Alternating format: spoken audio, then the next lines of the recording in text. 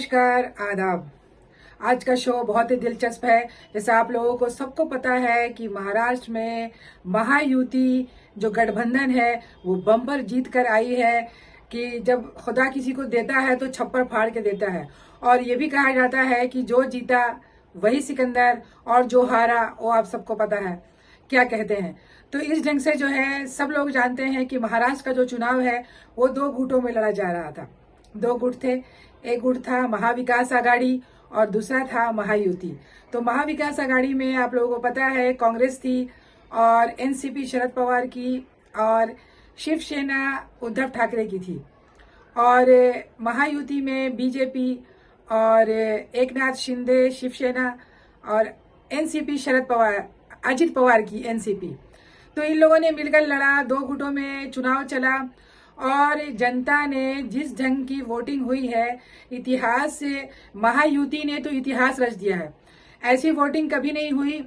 इतनी जबरदस्त जीत बीजेपी और उसकी पार्टियों की, उनके गठबंधन की हुई है, लोग सोच भी नहीं सकता है कि वाकई में सराहनीय है, तारीफ के काबिल है कि इस ढंग का उन लोगों ने अपनी मेहनत की और मेहनत का उन्हें फल दिया गया। तो कहते हैं कि कितनी सीटों पे कौन लड़ रहा था आपको पता है? 101 सीटों पे कांग्रेस लड़ रही थी और उसे जो है बिल्कुल लगभग 23 सीटें मिली हैं। और जो है शिवसेना जो उद्धव ठाकरे की है वो 94 सीट पे लड़ रही थी और उसे सिर्फ 16 सीटें मिली हैं। और ये जो एनसीपी थी शरद पवार की 88 सीटों पे वो लड़ रहे थे और उन्हें जो है सिर्फ 12 सीटें मिली हैं। तो इस ढंग से महाविकास आघाड़ी जो है वो फेल हो गई है और जनता को शायद उनका जो मैनिफेस्टो है वो सही ढंग से पेश नहीं कर पाए। हो सकता है कहीं ना कहीं कमी रही है और इस कमी को वो लोग जरूर इस पे आत्ममंथन करेंगे, इस पे सोचेंगे कि उनकी पार्टियां जो है क्यों हारी हैं, उसका रीजन क्या है, क्यों पब्लिक को उनका मैनिफेस्टो पसंद नहीं आया।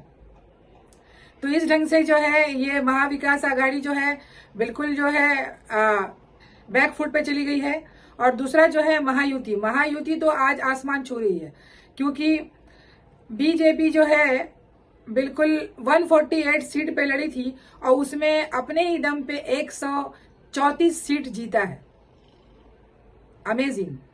उसके अलावा जो शिवसेना एकनाथ शिंदे की थी, एकनाथ शिंदे की शिवसेना जो थी वो जो है 80 सीटों पे लड़ रही थी और 80 सीटों में जो है उसने 53 सीट में जीत हासिल की है। और एनसीपी जो अजित पवार की है उन्होंने 53 सीटों पे अपने प्रत्याशी को उतारा था और उन्होंने जो है लगभग 40 सीटों पे जीत हासिल की है। तो सिर्फ बीजेपी ही नहीं, उनकी तीनों पार्टियां यानी कि महायुति की बीजेपी और एनसीपी और शिवसेना तीनों ने लाजवाब काम किया है, तारीफ के काबिल काम किया है। और खासकर इस बार महिला वोटर बहुत ज्यादा थी। महिला वोटरों ने खुलकर दिल खोलकर सबको वोट दिया और अपने पसंदीदा कैंडिडेट को जिताया। तो मैं यही कहना चाहूंगी कि हर इंसान, ये एक लक है और मेहनत भी है, सब किस्मत की बात है कि कौन जीतेगा कौन हारेगा ये तो सिर्फ गॉड को पता रहता है। तो लोगों ने जो काम किया है ये तो पब्लिक को उनके जो काम किया है उन लोगों ने उस पर शायद उनको पसंद आया और उन्होंने दिल खोलकर महायुति सरकार को, यानी ऑलरेडी इन्हें जो पहले से यहाँ उनकी सरकार थी यानी जो सत्ता में सरकार है वही जीती है। अब क्वेश्चन आता है कि मुख्यमंत्री कौन बनेगा, किसके गुट से बनेंगे, यानी कि बीजेपी का पार्टी के बनेंगे या शिवसेना के बनेंगे, शिंदे के या अजित पवार के।